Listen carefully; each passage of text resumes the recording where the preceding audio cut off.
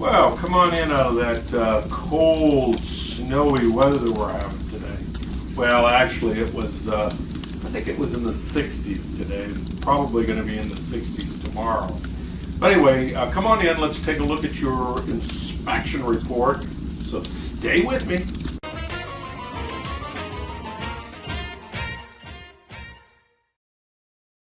Okay, now let's take a look at the inspection report and see how it reads out. This is a generic report. This is exactly what you will get, only your information obviously will be filled into all these blanks. The upper right-hand corner of the report is the legend. Each one of these initials pertain to something.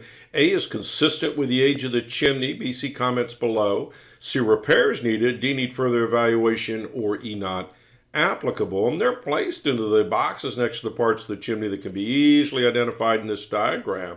And then, of course, you'll find my comments here below.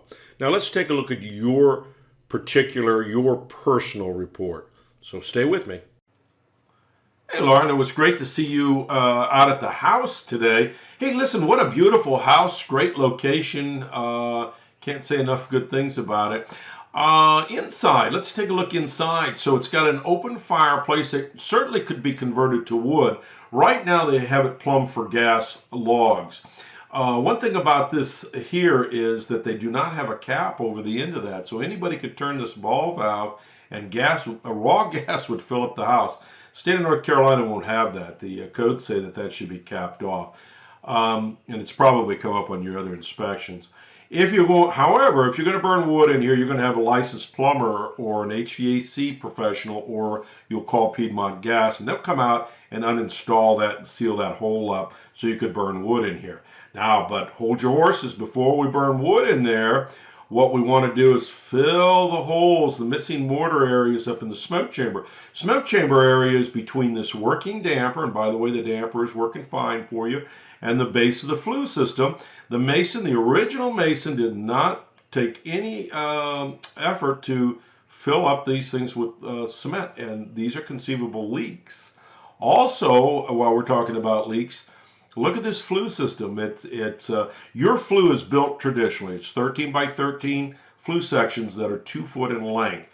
And as a mason lays up the brick chimney, the body of the chimney, he's stacking these flue liners in. He's supposed to cement the one below it, stack the top one on top of it, and so on and so forth.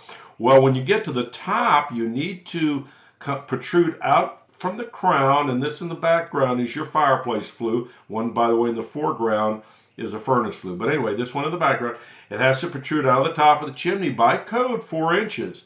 So instead of putting this in properly and then cutting to length, the proper length, another section of liner, he just boosted this up. He knew he'd get away with it because the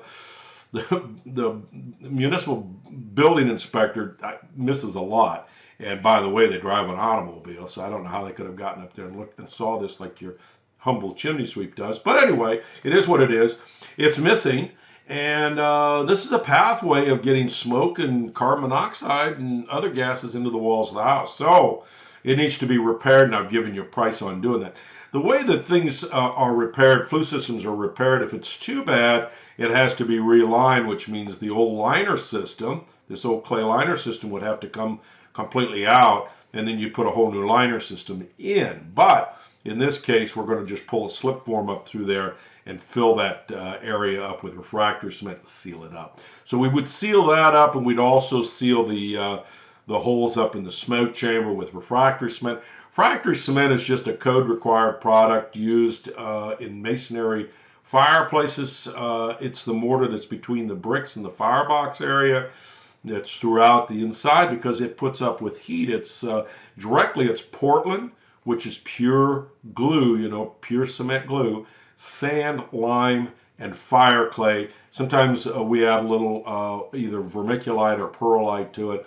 It's mixed on site.